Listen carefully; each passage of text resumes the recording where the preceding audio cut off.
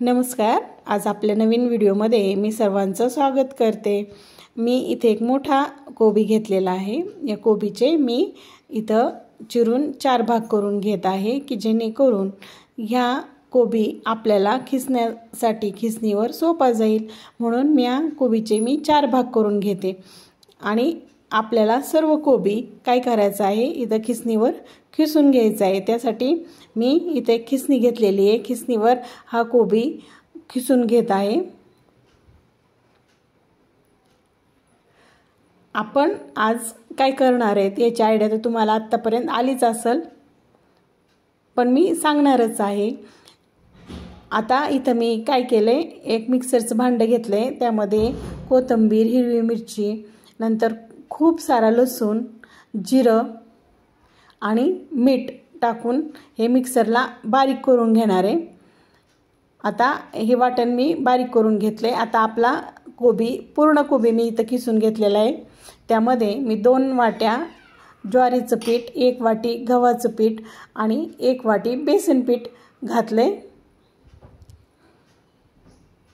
नंतर त्यामध्ये हळद घातली आहे आणि जे वाटण मिक्सरमध्ये आपण बारीक करून घेतलं होतं ते मी त्यामध्ये घातले।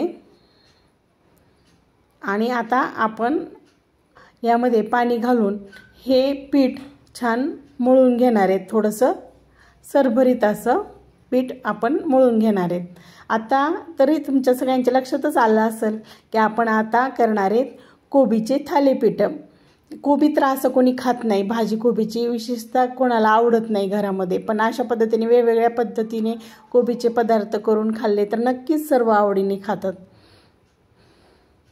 आता इथं मी एक कॉटनचा कपडा घेतलेला आहे, त्याच्यावर पाणी शिंपडून घेतले आणि त्यावर हे असं पद्धतीने थालीपीठ मी इथं थापून घेत आहे। आणि आपलं थालीपीठ इथं थापून झालेलं आहे, त्याच्यावर मी असे होल करून घेत आहे। आता आपल्याला पहिलं थालीपीठ तव्यावर घालायचं आहे, त्यामुळे मी तव्यावर थोडंसं तेल घालून घेतलेलं आहे। आणि आता आपण तव्यावर हे थालीपीठ सोडून घेऊयात। आता ह्या थालीपीठाला जे आपण होल केलेले आहेत त्यामध्ये थोडं थोडं तेल टाकून घ्यायचे। आता थालीपीठ एका बाजूने छान असं भाजले गेलेलं आहे। आता आपण दुसरी बाजू पलटी करून घेऊयात। आपलं थालीपीठ खूप छान असं भाजून तयार आहे। आता सर्व करू। आता आपलं दुसरंही थालीपीठ इथं तयार आहे, ते पण आपण इथं घेऊया, सर्व करू।